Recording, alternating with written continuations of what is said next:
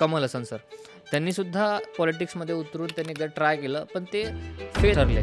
तर त्यांच्या स्ट्रॅटेजीमध्ये आणि विजय थल्लेपतीच्या स्ट्रॅटेजीमध्ये असे काय डिफरन्स होते, ज्यामध्ये विजय थल्लेपती सक्सेसफुल ॲज अ नेता उभरून आले आणि कमल हसन सर त्यामध्ये पराभूत झाले. जे एका रात्रीतून एवढं मोठं होतं ते दुसऱ्या रात्रीतनं गायब पण होतं. बरोबर. सर, जेव्हा सामान्य माणूस वोट द्यायला जातो, तेव्हा त्याने कोणकोणत्या गोष्टी लक्षात ठेवल्या पाहिजेत, कोणाच्या बेसिसवर त्याने वोट दिलं पाहिजे एका नेत्याला? मला तुम्ही सांगा, जितकी आता सरकारच्या योजना आहेत खरंच त्या योजना पोहोचतात का लोकांपर्यंत? कुठलीही एखादी योजना घ्या, ती तुम्हाला साधं उदाहरण देतो. मुख्यमंत्री सहायता निधी अतिशय फालतू योजना, अतिशय भ्रष्ट योजना.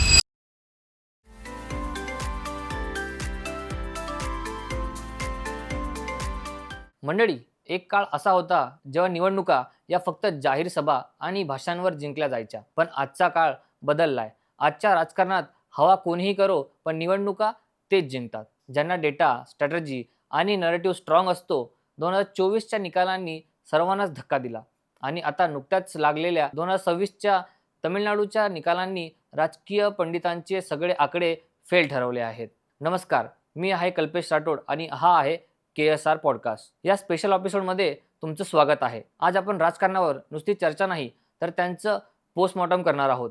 पक्ष कसे फुटतात, दाक्षिणात्य राजकारणात राष्ट्रीय पक्षांना का घाम फुटतो आणि जर तुम्हाला राजकारणात उतरायचं असेल तर त्याची नेमकी स्ट्रॅटेजी काय असायला हवी, यावर पॉईंट टू पॉईंट चर्चा करण्यासाठी आज आपल्यासोबत आहे पॉलिटिकल स्ट्रॅटेजिस्ट, ज्यांनी अनेक निवडणुका जवळून पाहिल्या आहेत आणि कॅम्पेन डिझाईन केलं आहे.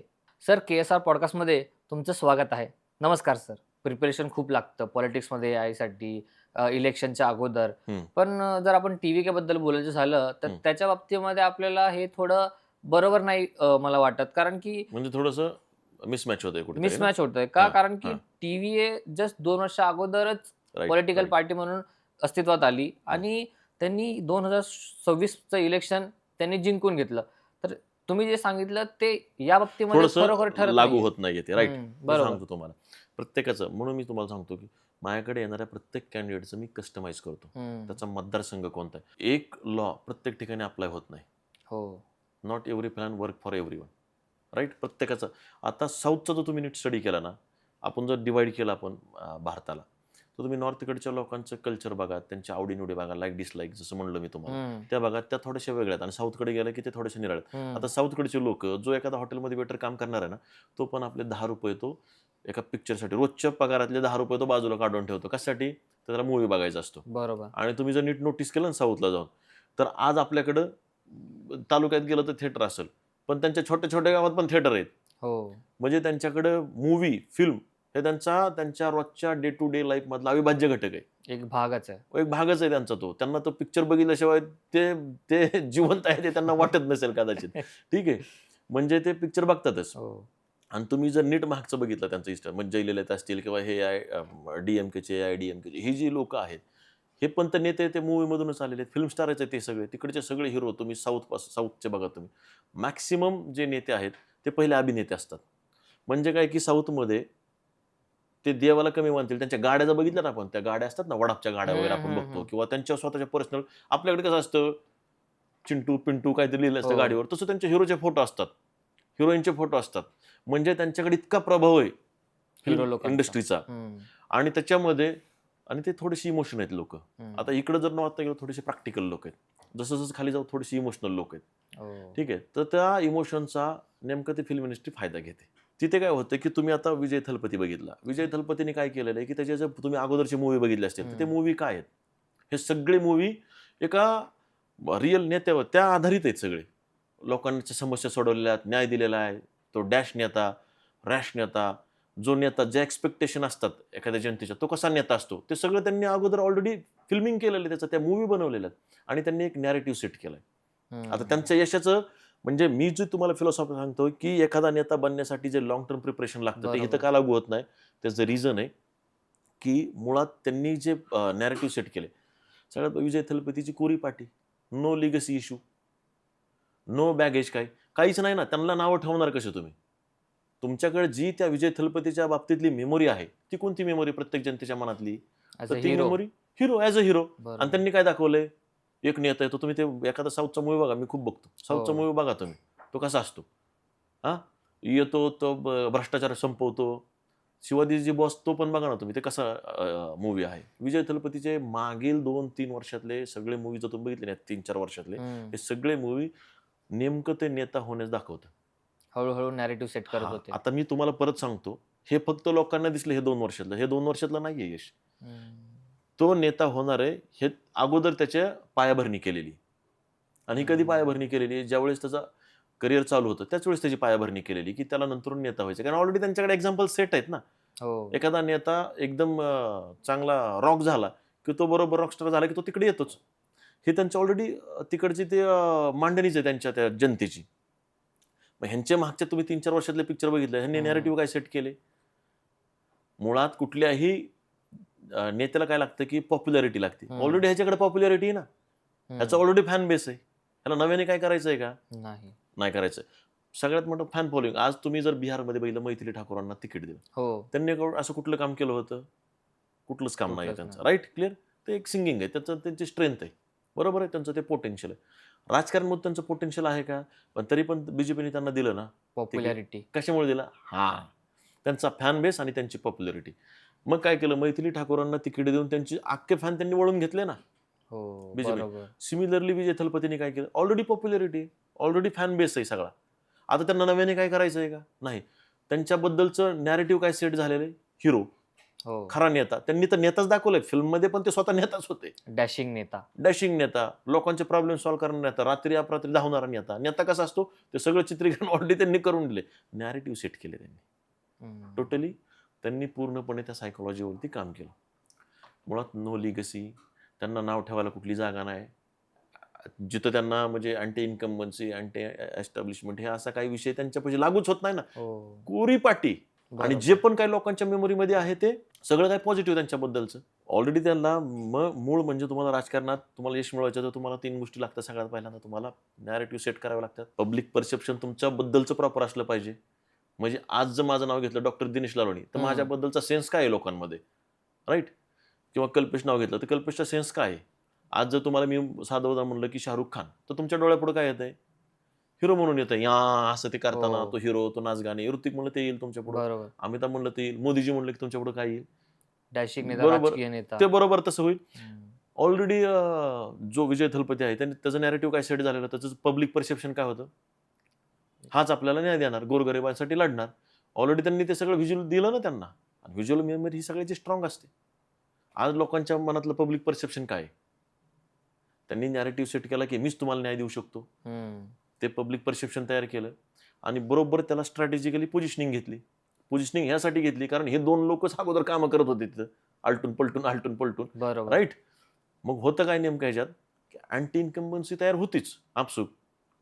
तुम्हाला दोघांपैकीच एक निवडायचं आणि त्याचं बघा तुम्ही जर ते त्यांनी जे त्यांची टॅगलाईन होती, त्यांचा जो USP त्यांनी तयार केला, we are different, we are better, we are different. म्हणजे तुम्ही नॅरेटिव्ह सेट काय केला अगोदर त्या जे पूर्वीच्या सत्ताधाऱ्यांचा की ह्यांनी किती भ्रष्टाचार केलेला आहे तो तुम्ही फिल्ममधून मांडलाय. राईट? तुम्ही मांडताना फिल्ममधून मांडलाय. ठीक आहे? कुणाला ना कुणाला ते ठोकताळे लागतच होते ना, ते अनुभव येतच होते ना लोकांना भ्रष्टाचाराचे. तुम्ही मांडला आणि तुम्ही नंतरून आला म्हणजे तुम्ही काय सांगितलं की वी आर डिफरंट. पहिल्यांदा सांगितलं की आम्ही ह्यांच्यापेक्षा वेगळेत. आणि तुम्ही तिथे हिरो म्हणून काम केलंय, लोकांचे प्रॉब्लेम सॉल्व्ह केलेत आतमध्ये पडद्यावरती. आणि तुम्ही परत काय सांगता? We are better. लोकांना काय केलं? We are different. डिफरंट म्हणले की पहिल्यांदा व्हिज्युअल काय तयार झाले? ह्या लोकांचे तयार झाले, अपोजिशनचे. राईट? आणि वी आर बेटर म्हणलं काय? हा परत हिरो दिसायला लागला. We are better. आणि ह्याला प्रत्येक वेळेला ह्याच्यात तुम्ही जर गावागावात फिरला तर तिकडे सगळे पोस्टर आपल्याकडे कसे नाही त्यांचे होर्डिंग असतात, सगळे तिकडे हिरोचे होर्डिंग असतात. बरोबर. राईट? मग तुम्ही जर बघितलं तर म्हणजे काय? We are different, we are better.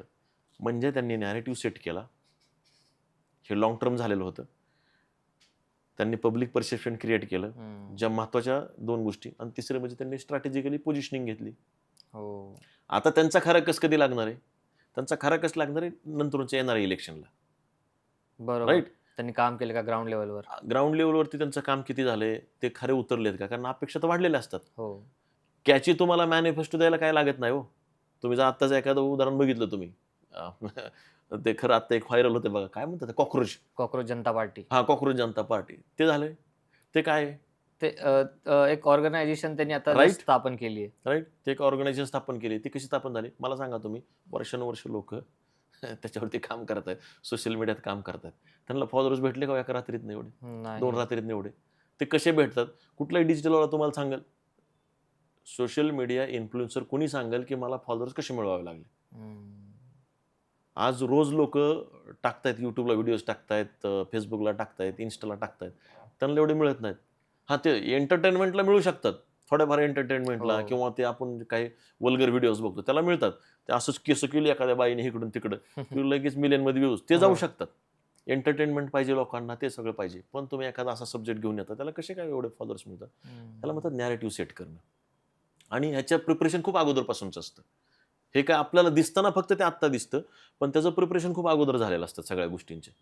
म्हणून मी सांगतो तुम्हाला की कुठलाही नेता ज्यावेळेस उदयाला येतो हे तुम्हाला वरकरणी चित्र दिसतं, पण त्याच्या मागं बॅकएंडला अगोदर खूप मोठं प्रिपरेशन झालेलं असतं. नॅरेटिव्ह सेट केलेलं असतात, पब्लिक परसेप्शन क्रिएट केलेलं असतं, मग तो एक स्ट्रॅटेजिकली पोझिशनिंग घेतं. आता त्या सीजेपीचं पण कसं ते चालणार नाही, तो भाग विनिराळा आहे. परंतु त्यांना ते कधी जे एका रात्रीतून एवढं मोठं होतं, ते दुसऱ्या रात्रीतून गायब पण होतं. बरोबर. राईट? म्हणजे त्यांना ते आता ते खरं उतरून दाखवावं लागेल ना. मॅनिफेस्टो कॅची द्यायला काय लागतं? कुठला मॅनिफेस्टो कोणी कंप्लीट केलेला आहे? कुठल्याच पक्षाने नाही केलेला. मॅनिफेस्टो देताना ते आकर्षकच देतात. ते एकदम आकर्षक गिफ्ट असतं ते आपल्यासाठीचं. वाह! आता काय आपलं एकदम म्हणजे 7व्या आसमानावर असल्यासारखं आपण. राईट? पण तसं होतं का अस्तित्वात? तसं होत नाही. असं कितीतरी तुम्ही साधं उदाहरण घ्या की नाही, खरं थोडंच कॉन्ट्रोव्हर्शियल होईल हे, पण ठीक आहे, काय फरक पडत नाही. मला तुम्ही सांगा, जितक्या आत्ता सरकारच्या योजना आहेत, खरंच त्या योजना पोहोचतात का लोकांपर्यंत? कुठलीही एखादी योजना घ्या. मी तुम्हाला साधं उदाहरण देतो. मुख्यमंत्री सहायता निधी. अतिशय फालतू योजना, अतिशय भ्रष्ट योजना. ती जी लोक सांभाळतायत ना, ते मुख्यमंत्र्यांना माहिती का नाही माहित नाही मला. परंतु माझं जे ऑब्झर्वेशन आहे, मी स्वतः बिईंग अ मेडिकल प्रॅक्टिशनर, मी माझ्या जवळच्या लोकांना बघतो आणि हे कुठनं 300-400 कोटी रुपये खर्च करतात वर्षाला. जर तुम्ही 300-400 कोटी, कल्पेश भाऊ, हे थोडं कॉन्ट्रोव्हर्शियल होईल, पण तुम्ही ह्याला कट करू नका, हे राहू द्यात असंच. मला तुम्ही सांगा की 300-400 कोटी रुपये हे त्या ह्याच्यामध्ये खर्च करतात मुख्यमंत्री सहायता निधी वर्षाला. एक हॉस्पिटल बनवायला किती लागतं? एक हॉस्पिटल जर बनवायचं तुम्हाला साधं, माझ्या गावातलं समजा तालुका प्लेसचं एखादं मोठं हॉस्पिटल, त्याला किती खर्च येतो? सगळे 1 कोटी. अद्ययावत तुम्हाला सगळ्या टेक्नॉलॉजी तुम्हाला वापरायची, तुम्हाला MRI पासून सिटी स्कॅन पासून सगळं 2-3 कोटी लागतं. बरोबर, 2-3 कोटी. आणि ते त्यात जास्तीत जास्त पैसा कुठे जातो? तुमचा इन्फ्रास्ट्रक्चरला जातो. हो. सरकारचे इन्फ्रास्ट्रक्चर आहेत ना. आधीपासूनच तुम्हाला डेव्हलप आहे. कशाला पाहिजे मुख्यमंत्री सहायता निधीला तुम्हाला 300-400 कोटी रुपये खर्च करायला हॉस्पिटल? तुम्ही मुळात करताच का, हेच मुळात शंका आहे. ते खर्चच होत नाहीत ते पैसे. हे कुठून दाखवतात? माझ्याकडे असे मी पाहिजे तेवढे एक्झाम्पल देईल तुम्हाला की त्यांनी अप्लाय केले, त्यांना पैसे भेटले नाहीत खरं असून, निडी असून. निडी लोकांना किती पैसे मिळतात? तुम्हाला जर हे सगळा सर्वे जर पाहिजे असेल तर तुम्ही प्रत्येक तालुक्यातल्या आमदाराला जाऊन विचारा, तुम्ही किती मुख्यमंत्री सहायता निधी आणला, आणि प्रत्येक तालुक्यावर तुम्ही डेटा काढा. हे पैसे आलेलेच नाहीत मुळात. दुसरी गोष्ट तुम्हाला मी सांगतो, साधं गणित आहे. वर्षाला तुम्ही जर 300-400 कोटी रुपये खर्च करायचा असाल, किंवा आकडा मागे पुढे होईल, आकड्याला पकडू नका. साधारण एक हॉस्पिटल तुमचं अद्ययावत तालुका प्लेसला उभा राहिला, 2-3 कोटी मोर दॅन इनफ झाले. तुमच्याकडे इन्फ्रास्ट्रक्चर ऑलरेडी आहे, तिथं तुम्हाला अद्ययावत मशीन उभा करायच्या सगळं. डॉक्टरची एवढी मोठी फॅक्टरी आहे, लाखो डॉक्टर पास आउट होत आहेत, त्यांना कामं द्या ना, त्यांना पगार द्या आणि त्यांच्या हॉस्पिटल उभा करा. तुम्ही असे पैसे का वाटतायत? हो. लक्षात घ्या, तुम्ही किती हॉस्पिटल उभा राहू शकतात? 1-2 कोटीचं जर एक म्हणलं तर वर्षात तुमचे किती झाले? 200, 300, 400 कोटी जर तुम्ही खर्च करता, तर किती हॉस्पिटल उभा राहिले तुमचे? 100 हॉस्पिटल उभा राहिले ना, आरामात. राईट? तुमचे 288 मतदारसंघ आहेत. मी म्हणतो तुम्ही 300 ठिकाणी हॉस्पिटल उभा करा, 300 कोटी रुपये तुमचे लागले. पण तुम्ही जे पैसे वाटताय त्याच्यामध्ये तुम्हाला प्रत्येक गावापर्यंत प्रत्येकाला ती सुविधा पोहोचू शकते ना. म्हणून अशा ज्या आकर्षक योजना असतात ना, ह्या फक्त भूल होतात. ह्या फक्त लोकांना आकर्षक करण्यासाठी असतात. त्या अस्तित्वात येताच असं नाहीये. म्हणून CGP आता आलेला असेल, एक आकर्षक पॅकेज आहे. लोकांना सुरुवातीला खूप भारी वाटेल ते, गॅस जाईपर्यंत पोटातला. ठीक आहे, तो एकदा गॅस निघून गेला की परत डेकर दिले की शांत होतील ते सगळे. सिमिलरली थलेपती बरोबर. ठीक आहे, एक इन्फ्लुएन्स आहे. त्यांनी एक परसेप्शन तयार केलं आणि सुरू केलं काम, आणि त्याच्यावरती त्यांना त्याचं यश पण मिळालं. आता ते बघावं लागेल की त्या अस्तित्वात किती येतंय, त्यांनी जे केलंय ते की त्या प्रत्येक योजनेला किती खरं उतरत आहेत. सर, जसं तुम्ही आता मेन्शन केलं की एक हिरो ॲज अ डॅशिंग नेता म्हणून त्यांनी आपली पोझिशनिंग केली विजय थालापती यांनी. पण ह्याच्या अगोदरही एका हिरोने हे प्रयत्न करून बघितलेले. त्याचं नाव होतं कमल हसन सर. त्यांनी सुद्धा पॉलिटिक्समध्ये उतरून त्यांनी एकदा ट्राय केलं, पण ते फेल ठरले. तर त्यांच्या स्ट्रॅटेजीमध्ये आणि विजय थालापतीच्या स्ट्रॅटेजीमध्ये असे काय डिफरन्स होते, ज्यामध्ये विजय थालापती सक्सेसफुल ॲज अ नेता उभरून आले आणि कमल हसन सर त्यामध्ये पराभूत झाले? बघा आता, कुठलंही कमल हसन घ्या किंवा कुणी, कुठलाही नेता का फेल होतो आणि कुठलाही नेता का यशस्वी होतो, हे दोनच गोष्टी. ते नाव तुम्ही लागलं तर बाजूला काढून टाका. तुम्हाला साधं उदाहरण सांगतो मी. जिलेट. ज्यावेळेस जिलेट कंपनीने ते पहिलं तिकडेच होतं US मध्येच तिकडे. ज्यावेळेस त्याला भारतामध्ये लॉन्च करायचं होतं तर त्यांनी काय केलं, मुळात तिकडच्या ज्या कंपन्या आहेत त्या प्रत्येक गोष्ट खूप स्टडीड आणतात, रिसर्च करतात, R&D करतात, त्याच्यानंतर ते मार्केटमध्ये कुठलंही प्रॉडक्ट येतं. जिलेटनी काय केलं की जिलेटनी सगळा तो स्टडी केला तिकडे. जिलेटला तिथं जे चालत होतं, मग भारतात त्यांना लॉन्च करायचं तर भारतीय लोक जिथं जे आहेत तिथं त्यांनी ते सगळं R&D केली आणि R&D केल्यानंतर त्यांनी जिलेट नावाचा प्रॉडक्ट आपल्या इथं आणला. आणल्याबरोबर तो ॲब्सोल्युटली फेल झाला सुरुवातीच्या काळात. मग त्यांनी परत R&D सुरू केली की बाबा आपण तर सगळं तर एक्झाम क्लिअर केलं रे, बरोबर. आपला रिसर्च प्रॉपर आहे, इथं तर आपला बूम आहे आपला प्रॉडक्ट, मग तिथं का फेल झाला? आपण त्यांच्याप्रमाणेच आपण किंमत पण आकारलेली, मग फेल काय झाला प्रॉडक्ट? मग त्यांनी परत बघितलं तर त्यांना हे जाणवलं की आपण जो स्टडी केला भारतातल्या लोकांचा तो तिथल्या लोकांचा केला. आता तिथं जो मायग्रेशन करून गेलेला व्यक्ती आहे तो अनेक वर्षापासूनचा, आता आपल्याकडची दाढी जी आहे ती राट आहे. बरोबर. US वाल्यांची दाढी थोडी स्मूथ आहे. ठीक आहे. त्यांच्याकडे त्यावेळेस बेसिन होते, आपल्याकडे त्यावेळेस बेसिन नव्हते, आपण त्या वाटीत हे करायचो. हो. राईट. मग त्यांनी ज्यावेळेस जिलेटचा तो जो ब्लेड आणला, रेझर आणलं, त्यावेळेस ते इथं फेल का गेलं तर ती दाढी त्यात घुसालाच, राट दाढी ती. ठीक आहे. आणि ज्यावेळेस आपल्याकडे बेसिन नाही ते असं केलं तर ते केसही निघायला तयार नाही, त्यातून ते अडकलेले. मग तो प्रॉडक्ट फेल गेला. त्या फेल जाण्यामागचं रिझन काय होतं? त्यांचा स्टडी बरोबर होता का? तर बरोबर होता. त्यांनी तो प्रॉडक्ट आणलेला बरोबर होता का? तो बरोबर होता. त्यांचं चुकलं काय इथं की रॉंग ठिकाणी रॉंग प्लेसमेंट केली त्यांनी. तो जो R&D करायला पाहिजे होता तो इथे येऊन करायला पाहिजे होता ग्राउंड लेवलला. हो. आणि त्यांनी जो प्रॉडक्ट प्लेस करायला पाहिजे होता तो इथल्या R&Dच्या वरती प्लेस करायला, म्हणून तो प्रॉडक्ट फेल गेला ना. आणि आज जिलेट चालतो तो का चालतो? तर केवळ त्यांनी त्यात सुधारणा केली. सिमिलरली कमल हासन ज्यावेळेस आले, ह्या 3 गोष्टी मी तुम्हाला सांगितल्या. नॅरेटिव्ह सेट करता आले नाहीत जेवढे ह्यांना करता आले. पब्लिक परसेप्शन त्यांना क्रिएट करताना जेवढं विजय थलपतीचं पब्लिक परसेप्शन होतं, कमल हासनचे पिक्चर बघा तुम्ही, विजय थलपतीचे पिक्चर बघा. विजय थलपतीने मागच्या 2-3 वर्षापासून हेच मूवी आणलेले आहेत सगळे. बरोबर. ठीक आहे. डॅशिंगनी मग दाखवलं. ह्या 3 गोष्टीमध्ये युनिव्हर्सल लॉ आहे. ठीक आहे. जर आगीत हात घातला तर हात जळतो, हा युनिव्हर्सल लॉ आहे. मग तुम्ही ह्या धर्तीवर घाला ना US च्या धर्तीवर, हात तर जळणारच आहे. हो. हा युनिव्हर्सल लॉ आहे. सिमिलरली हा पण युनिव्हर्सल लॉ इथे अप्लाय होतो की जर तुम्हाला तुमचं नॅरेटिव्ह सेट केलेलं नाही, तुम्ही पब्लिक परसेप्शन क्रिएट केलेलं नाही आणि तुम्हाला जर त्या केलेल्या गोष्टीचा सार म्हणून तुम्हाला जर स्ट्रॅटेजिक पोझिशनिंग घेता नाही आली तर तुम्ही फेल होणार आहे आणि कुठलाही नेता फेल होणार आहे. त्याला हे सगळे डॉट कनेक्ट करावे लागतात. तुम्ही आत्ता बघा तुम्ही ह्यांचे नॅरेटिव्ह कसे असतात बीजेपीचे. बीजेपी का फेल होत नाहीये? त्याचं मूळ रिझन काय? कुणाला काही वाटू द्यात, कुणाला ते मशीन वाटू द्यात, कुणाला ते रिलिजन वाटू द्यात, पण जे प्रॉडक्ट विकल्या जातात तेच तर ते विकतायत, त्याची तर मागणी आहे आणि त्यात तर यश मिळवत आहेत ते. म्हणजे काय? नॅरेटिव्ह सेट करतात, पब्लिक परसेप्शन क्रिएट करतायत आणि स्ट्रॅटेजिक पोझिशनिंग घेत आहेत. नक्कीच सर. आता महाराष्ट्रामध्ये आपण बघतो तर भ्रष्टाचार हा खूप वाढतच चालला आहे आणि नक्की मूळ कारण काय? की जर आपण म्हणतो की नेते लोकं ग्राउंड लेवलवर येऊन काम करतात, तर नक्की भ्रष्टाचार कसा आपण संपवू शकतो? ना भ्रष्टाचार संपवायला आहे अविरत चालणारी गोष्ट आहे ती भ्रष्टाचार.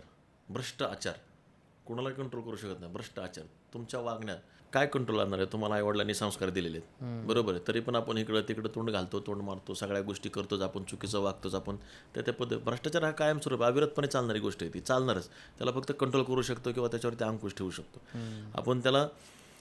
पण ते संपवायचं असेल तुम्हाला, भ्रष्टाचाराचं संपवायचं असेल तर आत्ता अलीकडे आपण काही व्हिडिओज बघतो बघा किंवा रील्स बघतो आपण की ते लोक जातात त्या डायरेक्ट ऑफिसमध्ये जातात आणि त्या ऑफिसमध्ये गेले की ते रेकॉर्डिंग वगैरे करतात, व्हिडिओ शूट करतात. आलं लक्षात? फिल्मी स्टाईलमध्ये एकदम. फिल्मी स्टाईल असू द्या, कुठली स्टाईल असू द्यात, पण ते काय करतात की त्यांच्यावरती ते अंकुश ठेवतात व्हिडिओच्या मार्फत. कुठेतरी आपण पोलिसांचे व्हिडिओज बघतो, आपण ते पैसे घेताना ट्रॅफिक पोलिसाचे हे ते. ह्याचा अवेअरनेस खूप वाढला पाहिजे आणि त्याच्यासाठी खरंच आनंदाची गोष्ट ही आहे की आम्ही लीड इंडिया ऑर्गनायझेशनच्या अंडरच आता आम्ही एक टीम तयार करतोय की ज्याच्यामध्ये आम्ही गावोगाव अशा लोकांना ट्रेनिंग देणार आहेत की ज्या लोकांना कायद्याचं नॉलेज देणार, बेसिक नॉलेज. आलं लक्षात? आणि ह्या सगळ्या गोष्टी तुम्ही कशा चित्रित करायच्या, कसं तुम्ही रेकॉर्डिंग करायचं, ह्या सगळ्या गोष्टीचं. म्हणजे तुम्हाला भ्रष्टाचार संपवायचा असेल तर तुम्हाला सगळ्यात पहिला ब्युरोक्रॅटवरती तुम्हाला नोकरशहा जो आहे, हे सरकारी कर्मचारी, ह्याच्यावरती सगळ्यात पहिला तुम्हाला घाव घालणं गरजेचं आहे. याला कंट्रोल करणं खूप गरजेचं आहे.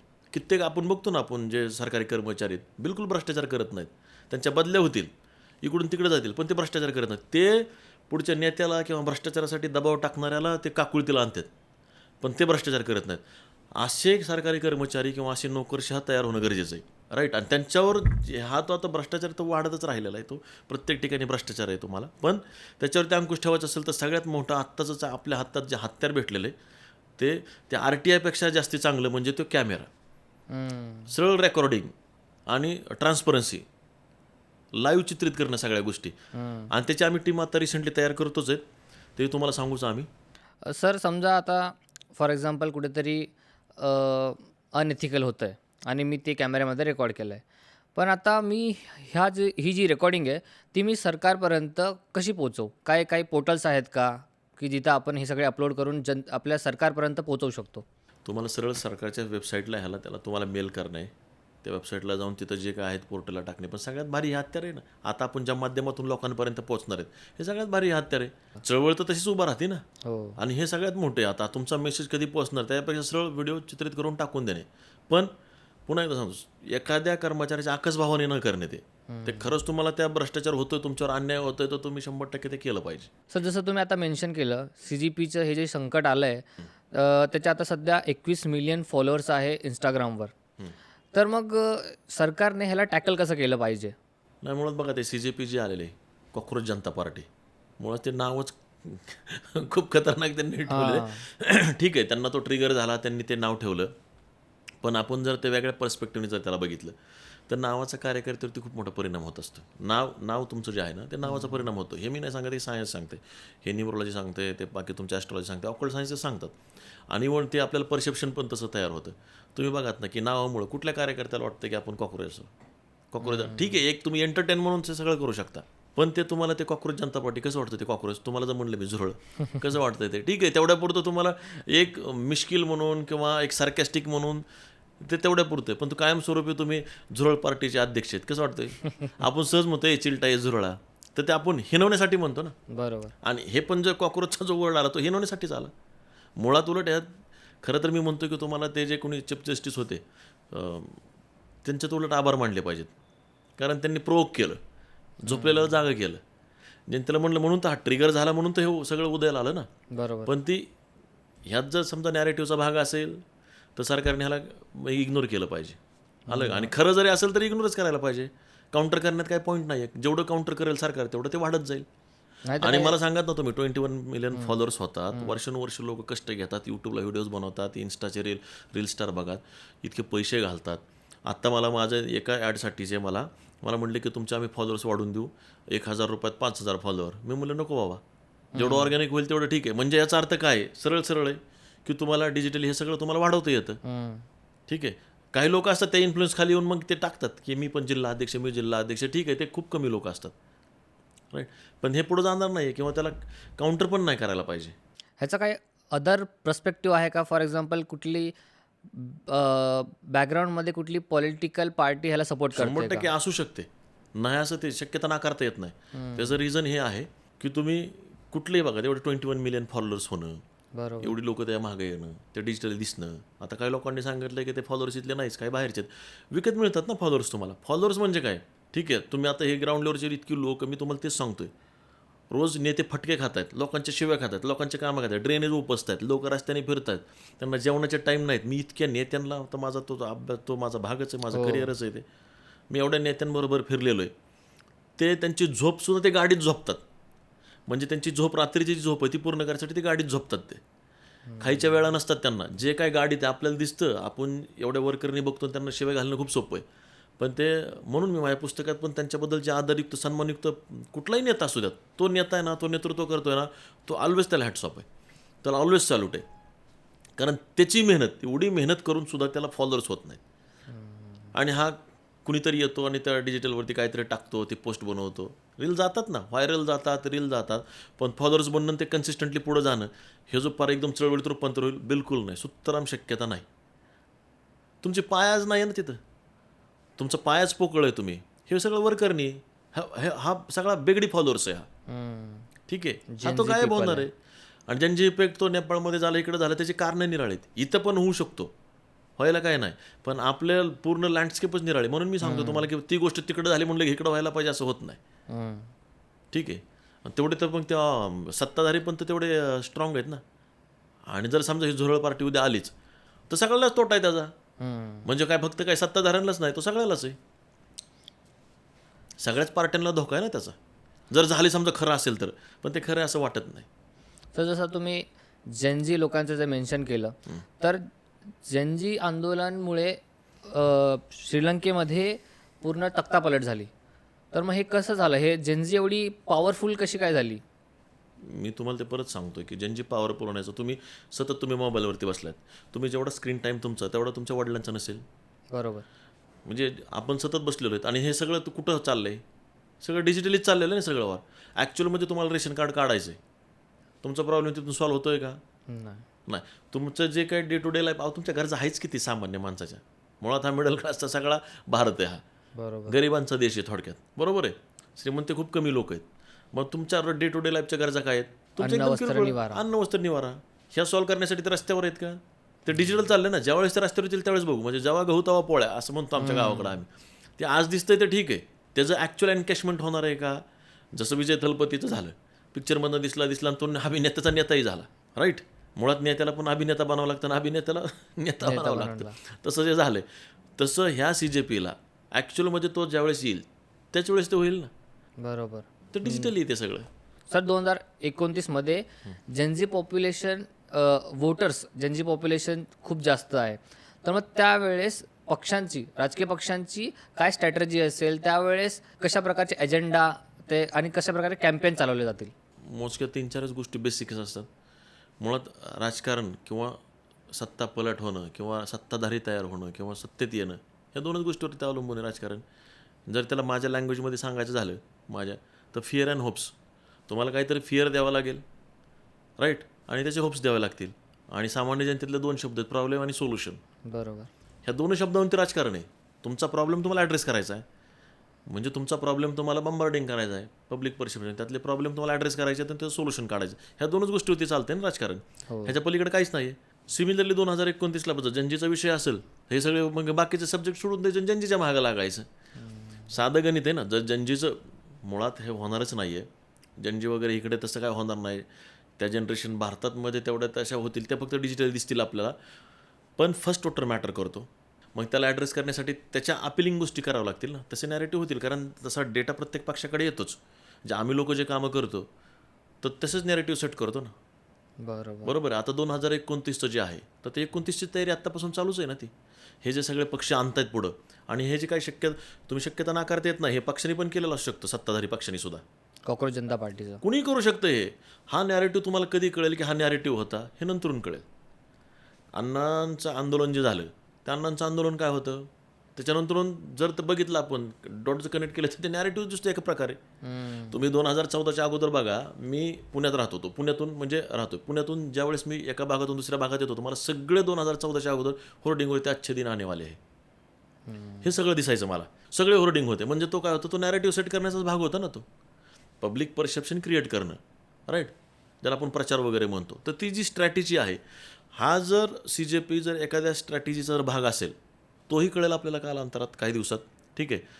आणि आत्ता जरी आपण प्रॅक्टिकली बघितलं, कोणाला मी सहज विचारलं, अरे हे कसं काय ना, आमच्या का फॉलोअर्स होत नाहीत म्हणलं, आम्ही पैसे देतो एवढं राव लावतोय. ते म्हणलं होऊ शकत नाही सर डिजिटली. आता त्यांनी काय सेट केलं अल्गोरिदम माहीत नाही.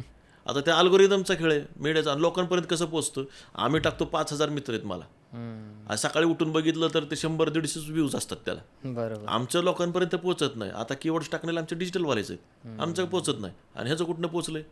बरोबर. ठीक आहे ना, त्यांनी काय चांगले कीवर्ड्स टाकलेले असू शकतात, काहीतरी केलेलं असू शकतं, पण इतकं 21 मिलियन्स अनबिलिव्हेबल आहे. ह्याच्यामध्ये मॅक्सिमम मला जो सेन्स येतो तो येतो नॅरेटिव्हचा. आणि जर खरं असेल तर हे कळेल आपल्याला काही दिवसातच.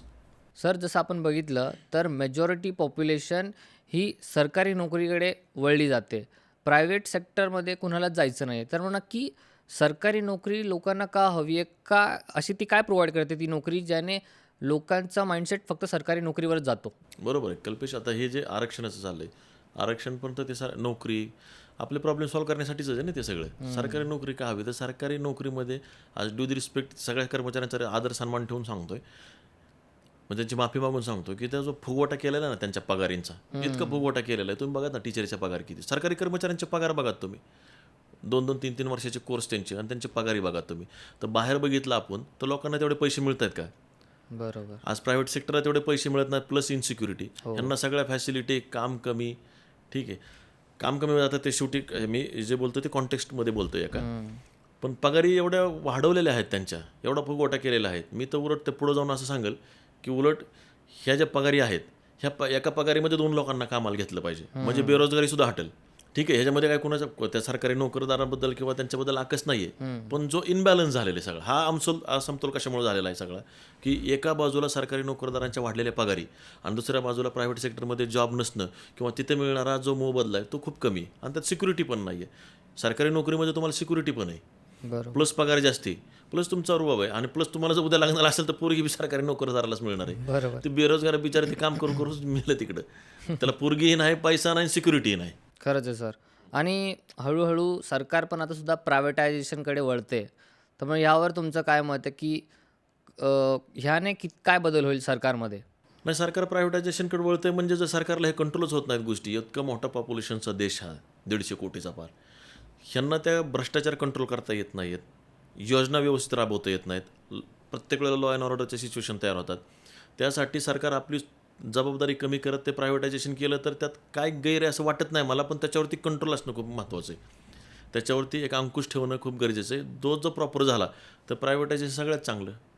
तुम्ही साधं बघा, छोटे छोटे जे कॉन्ट्रॅक्ट प्रायव्हेटायझेशनमध्ये दिलेले आहेत ते किती उत्तमरित्या त्यातले कर्मचारी पण काम करतात. तुम्ही तेच जर 100% जे कर्मचारी आहे सरकारी, त्या कर्मचाऱ्यामध्ये आणि प्रायव्हेट कर्मचाऱ्यामध्ये तुम्हाला फरक लगेच जाणवेल तुम्हाला.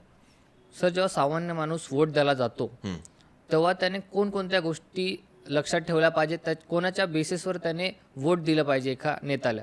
ज्यावेळेस आपण जातो, सगळ्यात महत्त्वाचं त्यांनी काय केलं पाहिजे, त्याच्यापेक्षा काय नाही केलं पाहिजे हे सगळ्यात महत्त्वाचं आहे. त्यांनी सगळ्यात पहिल्यांदा आपल्या जातीचा इन्फ्लुएन्स त्यांनी काढला पाहिजे, आपल्या प्रांताचा, जात पात ही जी डोक्यात आहे त्याच्या, हे काढून त्यांनी तटस्थपणे अनबायसपणे त्यांनी तिथं जाऊन वोट केलं पाहिजे. आपल्या समस्या कोण सोडवणार आहे, आपल्याला रात्री अपरात्री आपल्याला कोण उभं करणार आहे आपल्या समस्या जाणून घ्यायला, आपल्याला कोण रात्री अपरात्री धावून येणार आपल्या मदतीला, हे सगळं पहिलं त्यांनी बघितलं पाहिजे.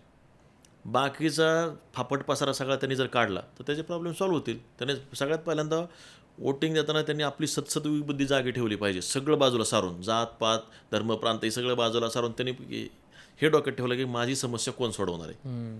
ती समस्या कुठली असू शकते त्याची, ती समस्या कोण सोडवणार आहे त्याला त्यांनी मत द्यायचं. TVA ही पॉलिटिकल पार्टी खूप आता जस्ट क्रिएट झाली आहे 2 वर्षा आधीच. तर मग आणि त्यांनी जो जी ॲज अ पार्टी म्हणून त्यांनी जे अचीव केलं आहे ते इन्क्रेडिबल आहे. तर मग ह्यातून आपल्या महाराष्ट्राच्या पॉलिटिकल पार्टींनी काय शिकलं पाहिजे?